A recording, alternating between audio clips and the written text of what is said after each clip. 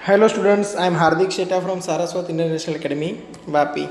आज हम standard 11 subject physics chapter number 12 thermodynamics में सिलेबस को आगे बढ़ाएंगे।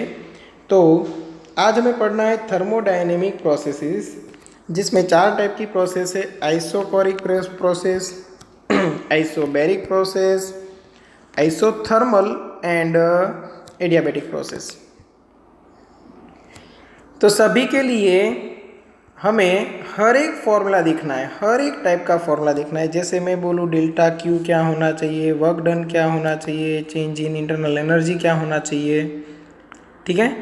कौन सी क्वांटिटी मतलब कौन सा स्टेट वेरिएबल है वो कांस्टेंट रहेगा, कौन सा स्टेट वेरिएबल वेरी हो रहा है, ये सब हम यहाँ पे देखने वाले हैं, ठीक है। तो सबसे पहले आइसोकोरिक प्रोसेस। आइसोकोरिक प्रोसेस का मतलब रहेगा कि ये प्रोसेस में वॉल्यूम है वो कांस्टेंट रहेगा। सबसे पहले डेरिवेशन सभी समझ लेते हैं। अब वॉल्यूम कांस्टेंट है तो डेल्टा वी क्या बनेगा, ज़ीरो। चेंज इन वॉल्यूम बनेगा ज़ीरो, और चेंज इन वॉल्यूम अगर ज़ीरो है तो work done P into delta we मतलब P इंटू यहाँ पे ज़ीरो, तो आंसर क्या आएगा, ज़ीरो। तो मतलब वर्क डन रहेगा ज़ीरो, और वर्क डन ज़ीरो है तो डेल्टा क्यू इक्वल टू क्या बन जाएगा, डेल्टा यू। ओके, और दोनों का फॉर्मूला बनेगा mu C V delta T. दोनों का फॉर्मूला बनेगा mu C V delta T. Always याद रखो डेल्टा यू का एक ही formula mu C V delta T. Delta Q के जो फॉर्मूलाज है वो चेंज होंगे, बट डेल्टा यू ऑलवेज क्या रहेगा, mu C V delta T. Mu मतलब number of moles, C V मतलब molar specific heat at constant volume, और डेल्टा टी मतलब चेंज इन टेम्परेचर या तो डिफरेंस इन टेम्परेचर, ठीक है। अभी देखते हैं आइसोबैरिक प्रोसेस। अब आइसोबैरिक प्रोसेस में क्या है, प्रेशर इक्वल टू कांस्टेंट, तो फिर वर्क डन इक्वल टू क्या मिलेगा, वर्क डन मिलेगा P डेल्टा V। अब प्रेशर तो कांस्टेंट है, तो यहाँ पे डेल्टा V को मैं सीधा V2 माइनस V1 मतलब final volume minus initial volume लिख सकता हूँ। मतलब अगर वॉल्यूम इंक्रीज हो रहा है तो वर्क डन पॉजिटिव आएगा, वॉल्यूम डिक्रीज हो रहा है तो वर्क डन नेगेटिव आएगा, ठीक है। और तब चेंज इन हीट, उसका फॉर्मूला रहेगा mu C P delta T. C P क्या रहेगा, specific heat at constant pressure, okay. और डेल्टा यू का फॉर्मूला क्या बनेगा, डेल्टा यू का फॉर्मूला बनेगा mu C V delta T, ठीक है। अब यहाँ पे देखो डेल्टा डब्ल्यू में भी थोड़ा आप वेरिएशन ला सकते हो, कैसे, तो यहाँ पे आप ऐसे कर सकते हो P into V two minus P into V one, तो ये बनेगा mu R into T two minus mu R into T one, तो ये बनेगा mu R into T two minus T one. Mu R into T two minus T one मतलब क्या रहेगा, mu R into delta T, तो ये बनेगा mu R into delta T. ये देखो डेल्टा डब्ल्यू का फॉर्मूला। अब डेल्टा डब्ल्यू के कौन कौन से फॉर्मूला आपको याद रखने हैं वो यहाँ पे हम समझ लेते हैं। न्यूमेरिकल्स के लिए आपको फॉर्मूलाज याद भी रखने पड़ेंगे, कौन कौन से समझो। तो एक तो ये याद रखोगे delta W equal to P into V two minus V one, एक ये याद रखोगे delta W equal to mu R into delta T, मतलब आप ये याद रख सकते हो mu R into T two minus T one, ठीक है। और ये delta Q and delta U का भी फॉर्मूला। अब देखो चेक करते हैं कि ये सही है या गलत, ठीक है। तो अगर मैं डेल्टा क्यू में वेरीफाई करना चाहूँ तो वो आएगा डेल्टा डब्ल्यू प्लस क्या आएगा, डेल्टा यू आएगा। डेल्टा डब्ल्यू देखो mu R delta T delta U mu C V delta T. अब देखो म्यू और डेल्टा टी कॉमन, यहाँ पे आर और सी वी मतलब F by two R, just अभी हमने पढ़ा था। तो म्यू आर डेल्टा टी बाहर निकल गया और अंदर बचा 1+2, समझना mu delta T as it is 1+f/2 into R, और इसको क्या बोलते हैं C P. 1+f/2 into are को क्या बोलेंगे हम, सी पी। तो बन गया ना mu C P delta T, और ये mu C P delta T वही फॉर्मूला यहाँ पे है, सॉरी यहाँ पे, ठीक है। तो हर एक तरह से ये इक्वेशंस को सेटिस्फाई करेगा। ये आइसोबैरिक प्रोसेस है। अभी देखते हैं आइसोथर्मल प्रोसेस। आइसोथर्मल प्रोसेस के लिए टेम्परेचर रहने वाला है कांस्टेंट। टेम्परेचर कांस्टेंट है तो डेल्टा टी 0, और हमने देखा था डेल्टा यू इंटरनल एनर्जी का एक ही फॉर्मूला था, mu C V delta T. देखो आपने यहाँ पे लिया mu C V delta T, यहाँ पे लिया mu C V delta T, यहाँ पे भी आएगा mu C V delta T. तो mu C V delta T है, ये बन गया 0, ठीक है। चलो यहाँ तक समझ में आ गया होगा। तो आइसोथर्मल प्रोसेस के लिए delta U equal to 0, change in internal energy बन गई 0, ठीक है। अब हम डेल्टा डब्ल्यू की बात करते हैं। तो डेल्टा डब्ल्यू इक्वल टू क्या आएगा, समझो। अगर आपको वर्क डन चाहिए तो इंटीग्रेशन करना पड़ेगा पी डी वी, और कहाँ से कहाँ तक, इनिशियल वॉल्यूम से फाइनल वॉल्यूम तक, ठीक है। अब ये पी डी वी कहाँ से आया, तो वर्क डन का फॉर्मूला था डेल्टा डब्ल्यू इक्वल टू, यहाँ पे सिर्फ मैं वर्क डन लिखूँ तो भी चलेगा, पी डेल्टा वी। अगर मैं स्मॉल चेंज ले लूँ तो D W equal to P D V, और मुझे टोटल वर्क डन चाहिए तो integration P D V. Okay, अब यहाँ पे देखो प्रॉब्लम क्या है कि कांस्टेंट क्या है, कांस्टेंट है टेम्परेचर। टेम्परेचर कांस्टेंट है बट प्रेशर एंड वॉल्यूम दोनों वेरिएबल है। देखो इससे पहले वाली प्रोसेस में ये प्रॉब्लम नहीं आई थी, क्यों, क्योंकि वर्क डन का फॉर्मूला बनता है प्रेशर एंड वॉल्यूम से, तो एक में वॉल्यूम कांस्टेंट था, एक में प्रेशर कांस्टेंट था। अभी तो दोनों वेरिएबल हैं, तो प्रेशर को कन्वर्ट करना पड़ेगा वॉल्यूम में, तो वो बन सकता है mu R T divide by V, क्योंकि पी वी इक्वल टू क्या होता है, म्यू आर टी। तो हमने क्या किया, हमने किया pressure equal to mu R T divide by volume. Pressure equal to क्या कर दिया, mu R T divide by volume.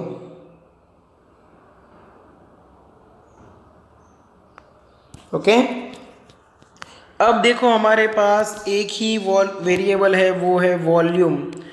Mu R T में टेम्परेचर कांस्टेंट है, इसलिए तो ये प्रोसेस का नाम है आइसोथर्मल। ओके, तो म्यू आर टी जो कांस्टेंट है बाहर निकाल लिया, 1/v का integration L N V, L N का बेस रहेगा ई।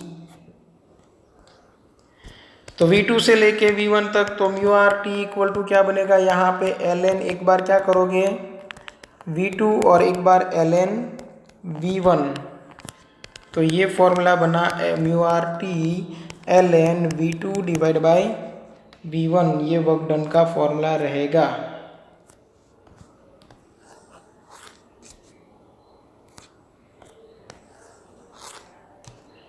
चलो ये आप याद रख लोगे। ओके, अब हमें पता है कि as P is inversely proportional to V at constant temperature, pressure is inversely proportional to V, तो W इक्वल टू एक दूसरा फॉर्मूला बन सकता है mu R T L N, यहाँ पे initial pressure upon final pressure, P1 by P2, जहाँ पे V2 बाई V1 था हमने कर दिया P1 बाई P2, तो ये वर्क डन का दूसरा फॉर्मूला भी रह सकता है। Okay, delta Q equal to work done रहेगा, क्यों, क्योंकि delta Q equal to delta W plus delta U होता है, और आइसोथर्मल प्रोसेस के लिए डेल्टा U हो गया 0, और अगर डेल्टा U 0 है, डेल्टा U 0 है, तो फिर ये दोनों सेम हो गए। तो delta Q equal to delta W, तो डेल्टा W के जो फॉर्मूला है वो आप डेल्टा Q में अप्लाई कर सकते हो। तो ये हुई आइसोथर्मल प्रोसेस जिसके अंदर टेम्परेचर कांस्टेंट, देखो हर एक क्वांटिटी की बात करें तो temperature constant, okay, temperature constant, volume change होगा, प्रेशर चेंज होगा, प्रेशर वॉल्यूम दोनों चेंज होंगे, डेल्टा यू इक्वल टू रहेगा 0, डेल्टा डब्ल्यू वर्क डन का formula mu R temperature T into L N V two by V one या तो L N P one by P two, और delta Q का formula रहेगा same. Okay चलो यहाँ तक समझ में आ गया होगा। ये है आइसोथर्मल प्रोसेस। अभी देखते हैं एडियाबैटिक प्रोसेस। अब एडियाबैटिक प्रोसेस का मतलब क्या, जिसके अंदर हीट कांस्टेंट रहे। तो Q equal to 0, then delta Q equal to क्या रहेगा सोचो, then delta Q equal to heat constant रहेगी सॉरी, तो डेल्टा Q इक्वल टू बनेगा 0। पहली बात तो ये याद रखनी है, नाम के ऊपर से ही पता चलना चाहिए एडियाबैटिक मतलब हीट कांस्टेंट, और हीट कांस्टेंट तो चेंज इन हीट बनेगा 0, और चेंज इन हीट अगर 0 है, ठीक है, तो फिर आप बोल सकते हो कि डेल्टा W और डेल्टा U में कोई रिलेशन डायरेक्ट मिल सकता है। देखो कैसे, delta Q equal to delta W plus delta U, ये 0 है तो delta W plus delta U, तो delta U equal to minus of delta W, क्योंकि अगर सिस्टम वर्क कर रही है तो वो वर्क कहाँ से होगा, हमने एनर्जी तो कोई प्रोवाइड की ही नहीं है, तो उसकी जो इंटरनल एनर्जी होगी वही एनर्जी यूज होने वाली है। ठीक है, दूसरा रिलेशन यहाँ पे क्या मिलेगा, दूसरा रिलेशन यहाँ पे मिलेगा P V raise to gamma equal to constant. ये गामा क्या है, कोएफिशिएंट ऑफ एक्सपांशन है, और गामा की वैल्यू मिलती है C P by C V से। तो सी पी मतलब F by two plus 1 into R, C V मतलब degree of freedom F divide by 2 into R. यहाँ पे देखो आर आर कैंसिल होगा,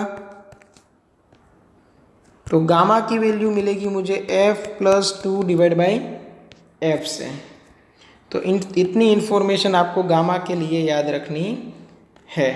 अब P V equal to gamma, P V raise to gamma equal to constant, then हम लिख सकते हैं P V raise to gamma equal to, या तो ऐसे भी लिख सकते हैं P one V one raise to gamma equal to P two V two raise to gamma equal to कोई एक कांस्टेंट जिसको नाम दे देते हैं के।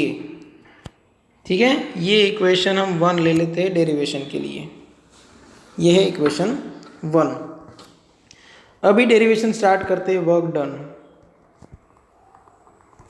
चलो वर्क डन क्या मिलेगा, W इक्वल टू हमें पता है इंटीग्रेशन क्या करना है पी डी वी।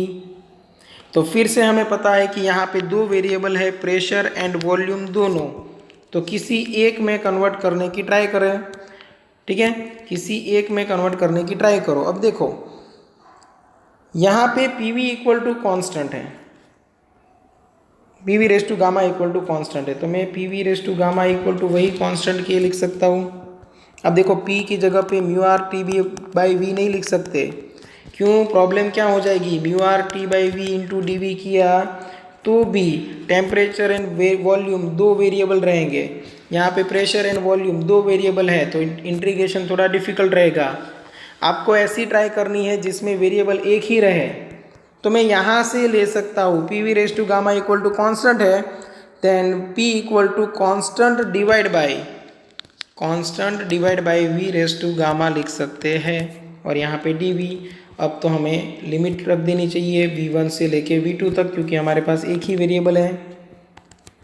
अब देखो K बाहर निकल गया, इंटीग्रेशन में क्या बचा, V2 power minus gamma D V, कहाँ से कहाँ तक करना है, V1 से लेके V2 तक, K एज इट इज़। अब V2 पावर बनेगा minus gamma plus 1 upon minus gamma plus 1, ये हमने कहाँ से सीखा है, तो integration x to power n dx equal to होता है x to power n plus 1 divide by n plus 1। ठीक है, चलो तो यहाँ पे k divide by minus gamma plus 1 as it is, और अंदर रख देते हैं V2 power minus gamma plus 1 minus V1 two power minus gamma plus 1। एक बार ये v की जगह पे हमने अपर लिमिट रखी, दूसरी बार v की जगह पे लोअर लिमिट रखी। क्लियर। अब पूरा जो है वो अंदर मल्टीप्लाई कर देते हैं, तो k into V two power minus gamma plus one minus K into V one power minus gamma plus one divide by minus gamma plus one, ये रहेगा। चेक कर लो एक बार अच्छे से।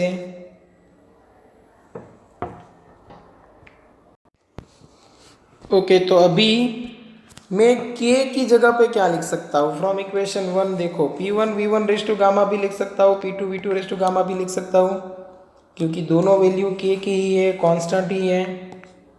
ठीक है, तो जैसी ज़रूरत पड़े मैं वैसे ले रहा हूँ।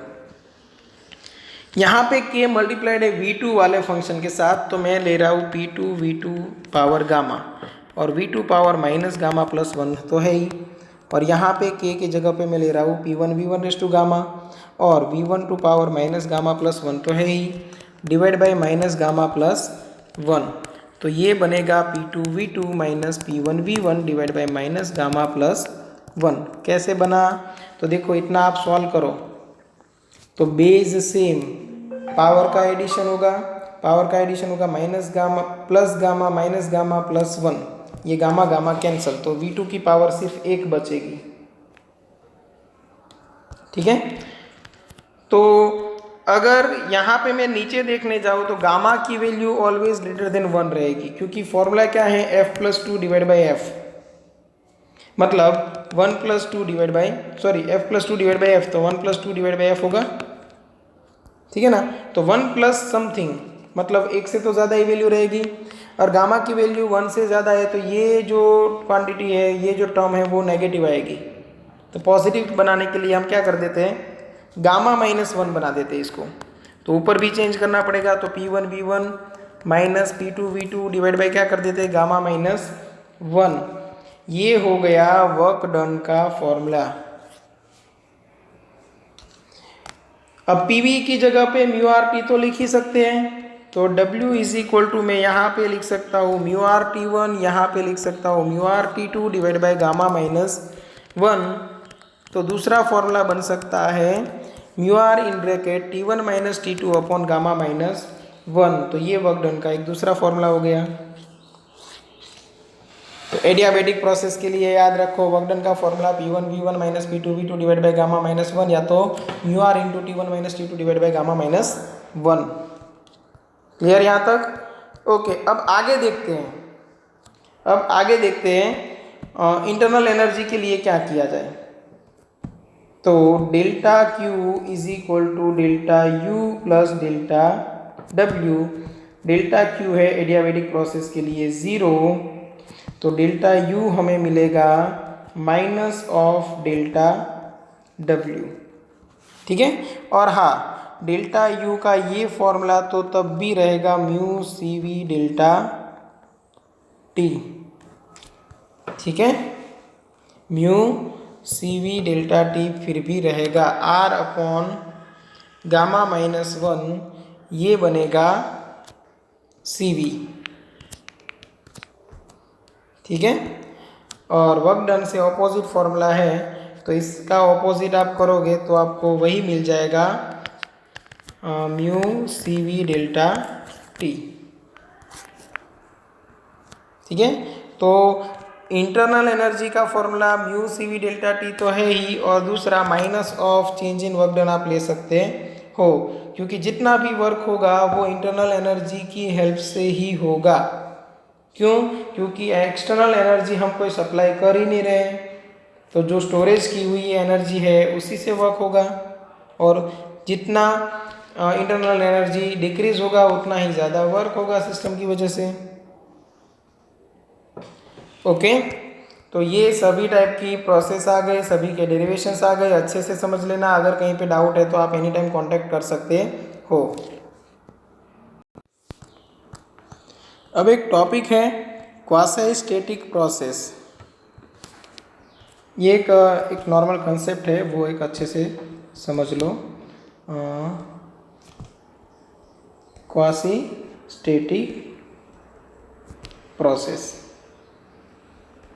अब ये नाम का मीनिंग क्या निकलता है? क्वासी मतलब एकदम स्लो, ठीक है। क्वासी स्टेटिक मतलब स्टेटिक मतलब सॉरी स्लो, ठीक है, एकदम रेस्ट में है ऐसा। और क्वासी स्टेटिक मतलब नियरली स्टेटिक, मतलब एक ऐसी प्रोसेस जो हो रही है, ठीक है, जिसमें स्टेट चेंज हो रहा है बट एकदम स्लोली, कि जैसे हमें वो लगे कि एक प्रोसेस है वो एक ही जगह पे रुकी हुई है, स्टेटिक है, मतलब एग्जैक्ट स्टेटिक नहीं है बट नियरली स्टेटिक है, इसलिए नाम दिया क्वासी स्टेटिक, ठीक है। अब सोचो कि इसका काम क्या है। तो अगर आपको किसी इंजन की एफिशिएंसी मैक्सिमम करानी है तो चेंज इन इट्स एनर्जी है वो ज़ीरो होनी चाहिए। मतलब आप जो भी एनर्जी प्रोवाइड कर रहे हो, उससे क्या बनना चाहिए, वर्क डन, उससे क्या होना चाहिए, वर्क डन होना चाहिए, ओके। एक्सटर्नल जो एटमॉस्फेयर है या सराउंडिंग है उसमें एनर्जी वेस्ट भी जितनी हो सके उतनी कम होनी चाहिए, ठीक है।